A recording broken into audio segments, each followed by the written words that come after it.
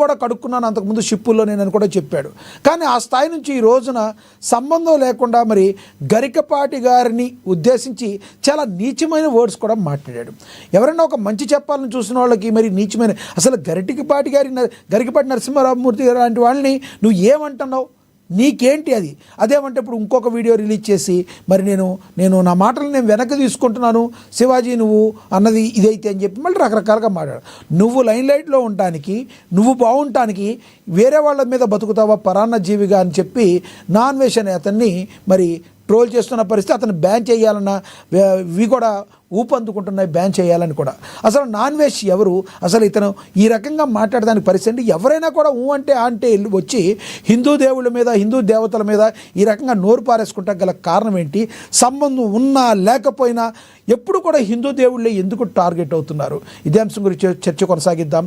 చర్చలో పాల్గొనేందుకు మనతో సిద్ధంగా ఉన్నారు, మనతో అందుబాటులో ఉన్నారు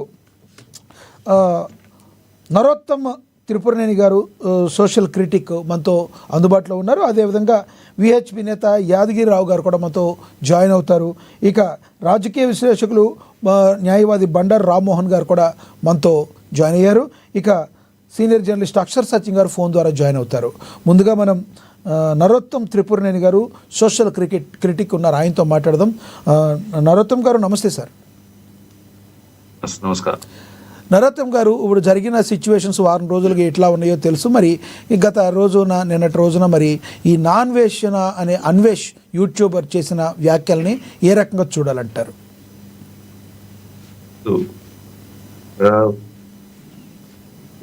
సొంట అంటాను అట్లా ఏం మాటలు అసలు నాకు అర్థం కాదు. అంటే మన దేశాన్ని, మన వాళ్ళని, మన సంస్కృతిని క్రిటిసైజ్ చేస్తే ఇంటలెక్చువల్ అనుకుంటారని ఫీలింగ్. అందుకని వీళ్ళు సాఫ్ట్ టార్గెట్స్ కాబట్టి ఏమనరు. మనం ఏమన్నాం కాబట్టి నోటికొచ్చింది వాగటం, నోటికొచ్చింది మాట్లాడటం. వీడు బతుకెంత, అసలు కడుపు రగిలిపోతుంది. ఏంటి అసలు గరికపాటి గారు ఎవరు? గరికపాటి గారు సహస్ర అవధాని, మార్గదర్శకుడు. మన సమాజానికి కొన్ని మార్గదర్శకాలు చూపే వ్యక్తి ఆయన్ని పట్టుకుని ఏంట మాటలు? వీడు అసలు మానసిక స్థితి ఏంటి వీడిది? I don't think such people should be entertained also. అసలు సరిగ్గా బుద్ధి చెప్పాలి. ఇప్పుడు రీసెంట్ గా శివాజీ గారు మాట్లాడిన మాటలు ఉండొచ్చు, అక్కడ మాట తూలారు, దానికి మూల్యం చెల్లించుకుంటున్నారు. And I think he'll come out of it and కొంచెం ఆయన సరిదిద్దుకుంటున్నారు. ఇది అసలు ఎక్స్ట్రీమ్. అసలు మొన్న ఒక వీడియో చూశాను, ఏంట మాటలు ఏంటి? బ్రిటిషర్స్ మన దేశానికి సంస్కృతి నేర్పారంట. మా బ్రిటిషర్స్ అసలు మనకి ఎడ్యుకేషన్ అన్నది వాళ్ళు ఇచ్చారంట. వాడికి అసలు బుద్ధి ఉందా? నోటికి ఏం తింటున్నాడు వాడు? నాకు అర్థం కాదు. వాడు ఏంటి? వాడు బతుకెంత? అసలు ఈ సర్వశాస్త్రాలు పుట్టిన ఈ వేద భూమికి వాళ్ళు బ్రిటిషర్స్ వచ్చి నాగరికత నేర్పారా? ఎడ్యుకేషన్ నేర్పారా? ఇప్పుడు ఇవాళకు కూడా వాడు తెలుసుకోవాల్సిన విషయం ఏంటంటే, నాసాలో కూడా ఇవాళకు కూడా 30 to 40% ఇండియన్సే పనిచేస్తారు. Indian brains work there. ప్రతి చోట ఇవాళ అన్ని శాస్త్రాల్లో చూడండి, మెడిసిన్ చూడండి, ఆయుర్వేదం. ఇప్పటికీ అన్ని మెడికల్ ఫీల్డ్స్ లో ఆయుర్వేదమే సీక్రెట్ సైన్స్, చరక శాస్త్రము. మన దేశంలో లేనిది ఏముంది? తీసుకెళ్లి వాడు కంపారిజన్ చూడండి. ఇట్లా వాళ్ళ తాత పేరు గోచిగుడ్డారావు అంట. ఆ గోచిగుడ్డారావు అట్లా ఉన్నాడు, నేను వచ్చేసి బాగా బతుకుతున్నాను ఎందుకంటే అన్ఎడ్యుకేటెడ్ ఇండియన్స్ అని వీడు మాట్లాడతాడు. అసలు బ్రిటిషర్స్ అదే not able to take it. Britishers మన దేశానికి రావటానికి ముందు మన పరిస్థితి ఏంటి? ప్రపంచం 23% GDP we used to control. మన literacy rate was around 60 to 70% based on our standards. Caste equations అవన్నీ పక్కన పెడతారు. వాళ్ళు వచ్చిన తర్వాత మనని మొత్తం తగ్గించారు. వాళ్ళు $45 trillion మొత్తం తీసుకెళ్లిపోయారు. మన దేశాన్ని దోచుకొని మన జీడిపి తగ్గించారు. మన లిటరసీ రేటు వాళ్ళ స్టాండర్డ్ ని ఒకటి పెట్టేసి మన లిటరసీ రేటు 3% కి దించారు. అంత అట్టడుగును దింపేసిన మన జాతిని అట్టడుగును దింపేశారు వాళ్ళు. మనకి నాగరికత నేర్పారా? వాళ్ళని ఇప్పుడు మన బ్రిటిషర్స్ తరిమి కొట్టిన తర్వాత ఇంకా కోలుకోలేదు వాళ్ళు. ఈనాటి వరకు కోలుకోలేదు అక్కడ. ఒకప్పుడు సూపర్ పవర్ వాళ్ళు, ఇవాళ కనుమరుగైపోతుంది ఆ దేశం.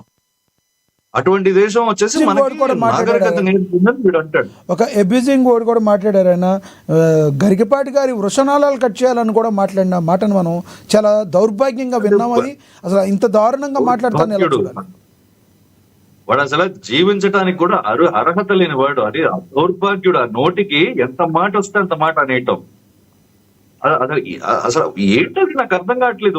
వాడు బతుకెంత, వాడెంత. ఇప్పుడు ఏదో యూట్యూబ్ వీడియోలు ఏదో చేసుకుంటూ తిరుగుతున్నాడంటే తిరగమనండి, వాడు ఏదో చేసుకోమనండి. ఇటువంటి విషయాల్లో అసలు ఇంకోటి మాట్లాడాడండి. ఇప్పుడు గరికపాటి గారిని అంటాం అది మహాపాపం. రెండవది, ఆయనేమో సహస్రావధాని ఎంతో సాధన చేసిన వ్యక్తి, సొసైటీకి మంచి చేసే వ్యక్తి, మార్గదర్శి. అతను పట్టుకుని ఈ మాటలు అంటాడు. ఇంకోటి, recently made comments on Seethamma and Sitamata and Draupadi మాత.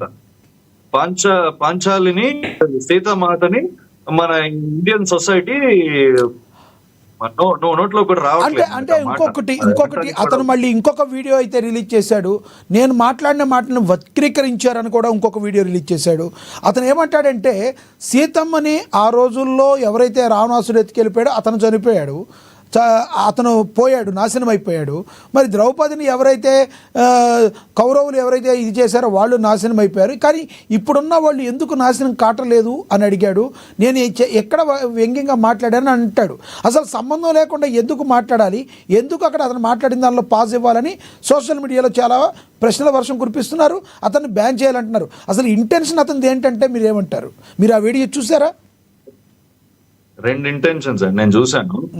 రెండు ఇంటెన్షన్. ఒకటి, వాడు ఏదో బెట్టింగ్ యాప్స్ ప్రమోషన్ దొరికిన తర్వాత ఇది డైవర్షనల్ టాక్టిక్స్. ఏదో నోటికి వచ్చింది వాగేసి డైవర్ట్ చేసి పెద్ద గాలి వాడి సపోర్టర్ బేస్ ఏదో పెంచుకోవడం. ఈ వికృత మైండ్ సెట్ ఇది నంబర్ 1. నంబర్ 2, ఇంకోటి ఏంటంటే అజ్ఞానం. వాడు రామాయణం మహాభారతం చదువుకుంటే తెలుస్తుంది. ఏదో మిడిమిడి జ్ఞానంతో మాట్లాడటం.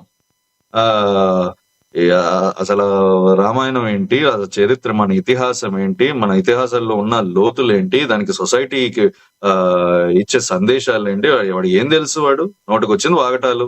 రామాయణంలో సీతను టచ్ చేశారు, అందుకు పోయారు. సీతమ్మని టచ్ చేశారు, పోయారు. ద్రౌపది అమ్మని టచ్ చేశారు, పోయారు. అది కాదు, దానికి వెనకాల చాలా చాలా చరిత్ర ఉంది. అది తెలుసుకోవాలి ఫస్ట్. తెలిసిన తర్వాత తెలవకపోతే మాట్లాడకూడదు. అది ఇట్లా పబ్లిక్ లో ఇటువంటి వెధవలకి ఆపర్చునిటీ ఇవ్వటం కూడా తప్పు. వాడిని కంప్లీట్ గా బ్యాన్ చేసి ఒక కేసు వేసి కంప్లీట్ గా వాడి ఛానల్లో ఏదో వెధవ ఛానల్ ఒకటి ఉంది మొత్తం బ్యాన్ చేసి let him not have any space, media space at all. అది రావటం వల్లే పీపుల్ ఆర్ గెటింగ్ ఇన్ఫ్లుయెన్స్డ్. ఇటువంటి అసలు సర్టన్ థింగ్స్ ఒక లిమిట్ అన్నది ఉంటది. ఇది అసలు crossed every limit, every possible limit. ఈ విషయంలో మాత్రం తగ్గి మనం కొంచెం ఇదిగా రిలాక్స్డ్ గా ఉంటే it is going to become a trend. Everybody will start speaking like that. మాట్లాడటం ఏదో గొప్ప అనుకుంటున్నారు. అసలు ఏం తెలుసని, మన దేశం గురించి ఏం తెలుసు, మన సంస్కృతి గురించి ఏం తెలుసు, నలుమూలన ఉన్న మన సైంటిఫిక్ రహస్యాలు ఏం తెలుసు. మన ఇంటి ముందేసే ముగ్గుకు కూడా సైన్స్ ఉందండి. నాసాలో ఇవాళ కనిపెడుతున్నారు సర్టన్ సైంటిఫిక్ ప్రిన్సిపల్స్. మనం కొన్ని వేల సంవత్సరాల ముందే కనిపెట్టాం. అటువంటి భూమి దాన్ని వీడు he doesn't even deserve to be called an Indian. వాడు అక్కడ if possible do something, let him stay outside the country, let him not talk anything against India. Anti national fellow ఇటువంటి వాళ్ళు, యాంటీ నేషనల్.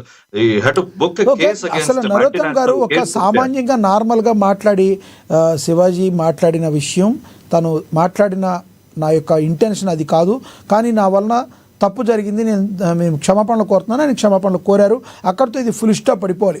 రోజు రోజుకు ఏదో ఒక రకంగా ఇది వివాదం చెలరేగుతున్నది, దీనికి చర్మాంకం ఎక్కడ పడాలి, ఇది ఆదేంటి అంతమేంటి, ఎందుకు వీళ్ళు ఒక పరాన్న జీవుల్లాగా వేరే వాళ్ళ మీద అటెన్షన్ని మా మీద రావాలని వీళ్ళు ఎదగడానికి ట్రై చేస్తున్నారంటారా?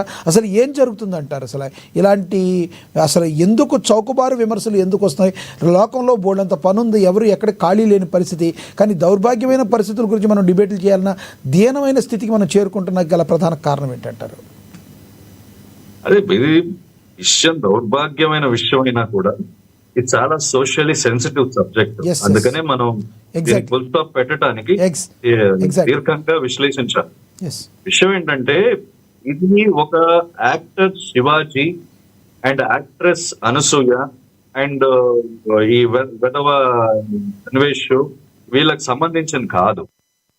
తరతరాలుగా యుగాలుగా స్త్రీకి పురుషుడికి ఆధిపత్య పోరు, వీళ్ళ రైట్స్ కోసం వీళ్ళు ఫైట్ చేసేది ఇది రెగ్యులర్.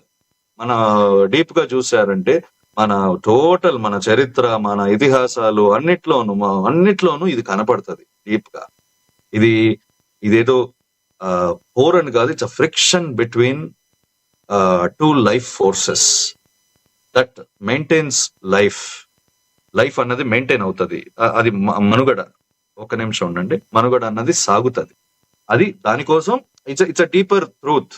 ఇప్పుడు ఇటువంటి విషయంలో మన యాక్టర్ శివాజీ గారు చేసిన తప్పు ఏంటంటే మాట తూలేరు, ఆ స్టేజ్ లో అన్నారు. ఒక ఆడవాళ్ళకి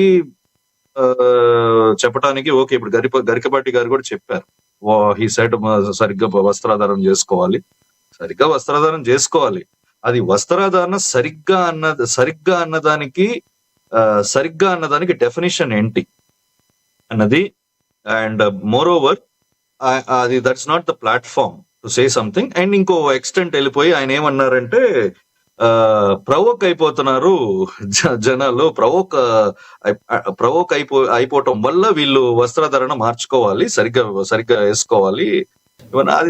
అది కొంచెం రాంగ్ సైడ్, రాంగ్ ఎమోషన్ తీసుకెళ్ళింది. బికాస్ మనం గుడికి వెళ్తాం, గుడిలో శిల్పి మొత్తం దేవుళ్ళని నగ్నంగానే ఉంటాయి అక్కడ, కానీ దాన్ని చూసి మనం కామన్ రాదు, మనకు వచ్చేది భక్తి వస్తుంది. భక్తి కోసం వెళ్తామా కామం కోసం వెళ్తామా చూసి దృక్పథం బట్టి ఉంటది. ఆడవాళ్ళకి వాళ్ళ స్వేచ్ఛని ఇవ్వటం బెటర్.